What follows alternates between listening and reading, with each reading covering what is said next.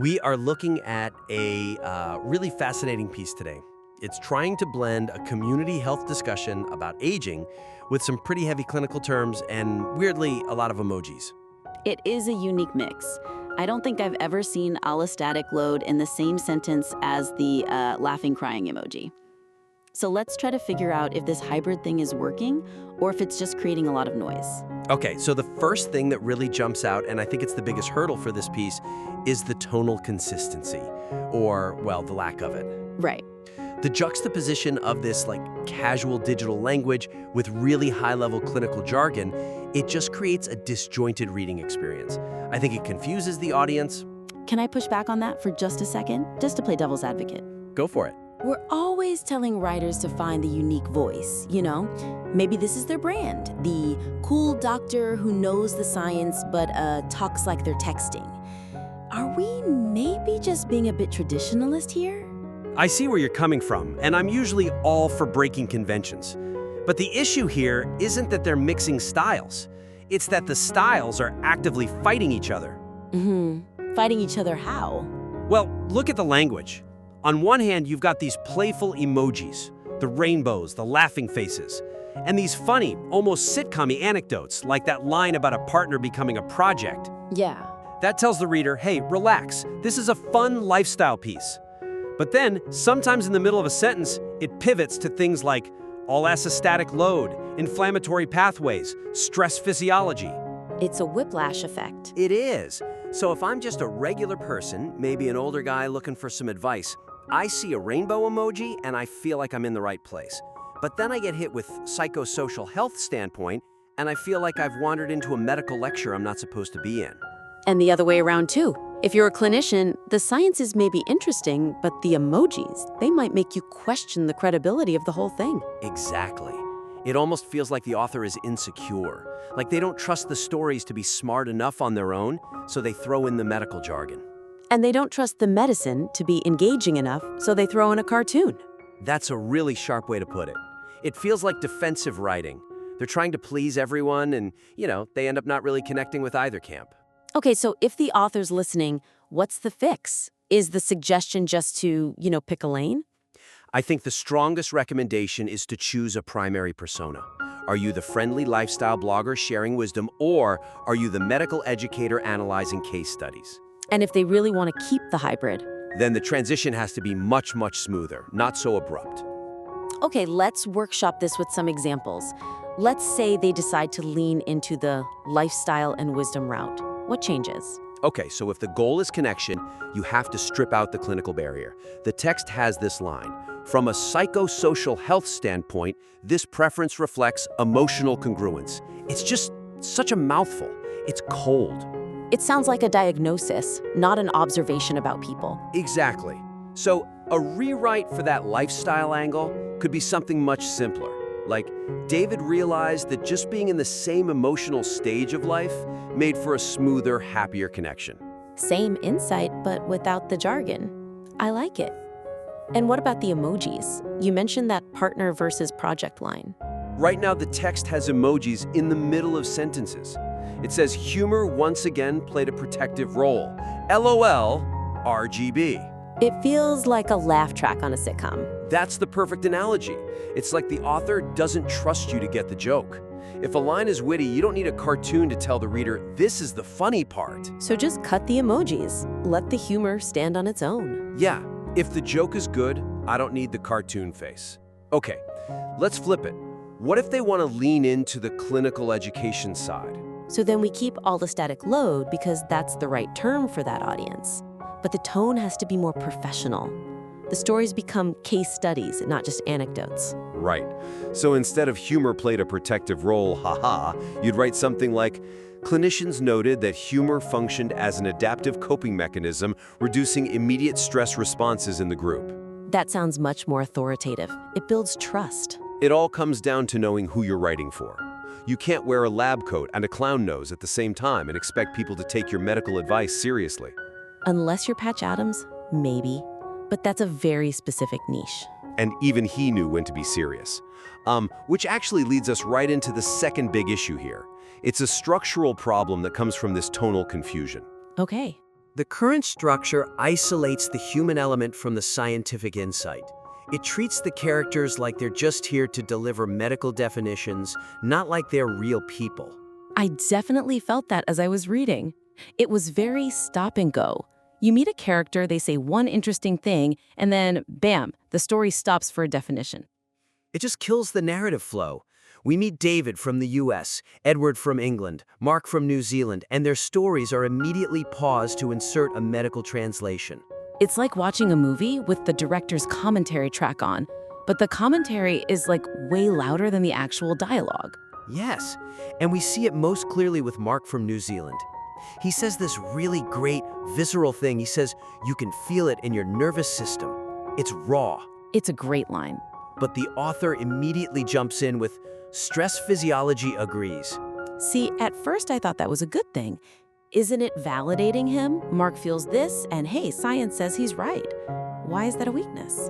It's about the timing. By jumping in so fast, the author steps right in front of Mark. It makes him feel like a prop to prove a medical point, instead of a person sharing his life. It kind of weakens the emotional impact of his story. I see. So it's about giving the narrative room to breathe. We need to weave the analysis into the story, not just bolt it on the side. The medical insight should feel like the conclusion you draw from the story, not a label you slap onto it. So how would we fix that Mark section specifically? Let Mark speak more. Let the reader really sit with that nervous system comment for a second. We need to empathize with that feeling of physical stress first. Okay, so maybe something like, Mark explained that the tension wasn't just in his head, he could actually feel it in his nervous system, this constant low-level hum. Perfect. And then you make the gentle transition. Mark's intuition here actually aligns with current research on chronic relational stress, which links that kind of anxiety to inflammatory responses. That feels so much more respectful. You start with the human truth, and then you support it with the scientific truth. You're not translating him, you're amplifying him. Exactly. The science becomes the floor that supports the story, not a wall that just blocks it. Speaking of the characters, Mark, David, and Edward, you mentioned they're from the US, the UK, and New Zealand. They are. But I couldn't hear it. When I read their dialogue, I couldn't hear the accents or the different cultural perspectives. And that is our third critique point. Let's call it character voice and authenticity. The voices of the participants are so heavily filtered by the author that these unique individuals all end up sounding like the same medical textbook. it's the ventriloquist effect, right? The author is moving the puppets' mouths, but it's just the author's voice coming out. Take Edward from England. He's supposed to be this retired British gentleman, but the text has him saying that emotional maturity increases because of accumulated coping skills. Accumulated coping skills. Yeah, that sounds like a line from a psych journal, not something you'd hear from a guy over a pint in a pub. Right, unless Edward happens to be a retired psychology professor, which the text doesn't say, it just rings false. People don't talk in perfect clinical definitions. So what's the suggestion? How do we give them their voices back? We need to reserve the medical terms for the narrator. Let the characters just speak like people. Okay, let's workshop Edward. How do we make him sound like a guy from the UK and not a textbook? Well, instead of accumulated coping skills, we could lean into that, British pragmatism. Maybe he says something like, Edward noted that, getting older forces you to learn how to handle a crisis. It's just something younger folks haven't had the time to master yet. That sounds so much more real. It's the same idea, but it feels lived in. And then the narrator can come in and say, from a clinical perspective, what Edward was describing is the acquisition of adaptive coping skills. You create that separation. What about Mark from New Zealand? The text says he focuses on life course health.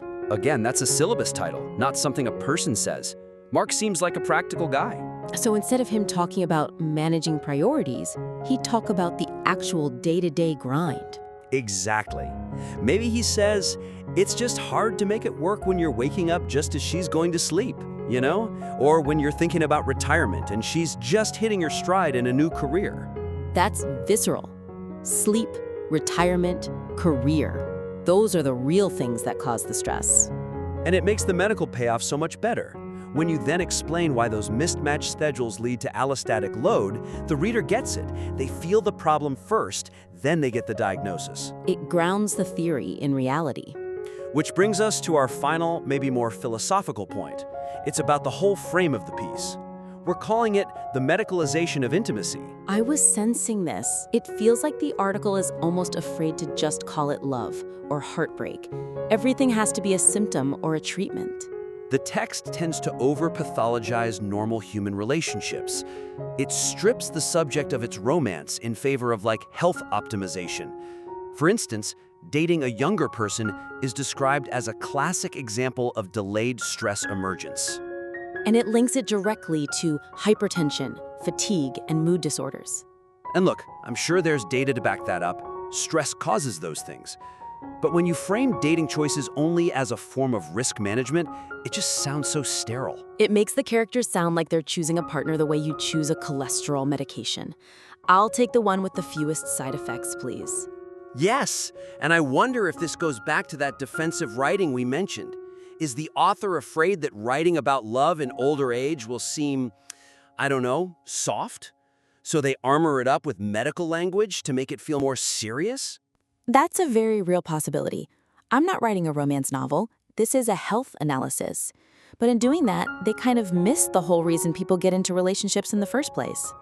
So the suggestion here is to just balance the perspectives. Acknowledge that while good health is a benefit of a good relationship, it's not the only metric that matters.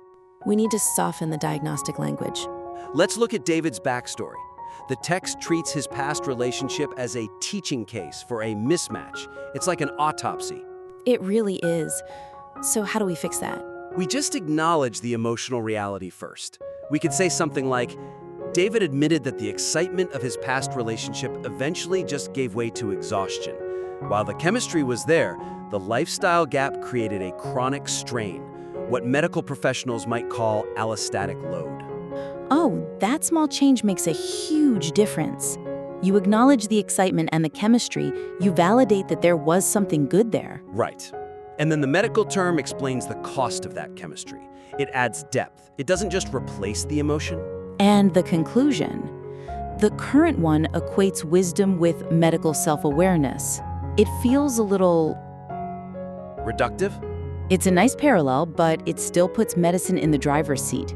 It implies wisdom is just the street name for a scientific concept. We could broaden it. I'd love to see it end on a more human note. Something like, the gentleman concluded that knowing what works for him is wisdom. While medicine might call this self-awareness and psychology might call it emotional regulation, for David, it's simply the peace of mind that comes from choosing well. That's beautiful. It gives David ownership of his own experience. It's about respecting the subject. Okay, so to recap the feedback for the author, we have a piece that's really ambitious, but it's sort of tripping over its own feet. It's a classic case of trying to do too many things at once. So the actionable advice really starts with decluttering. First, choose a consistent tone. If you're writing for patients, lose the jargon.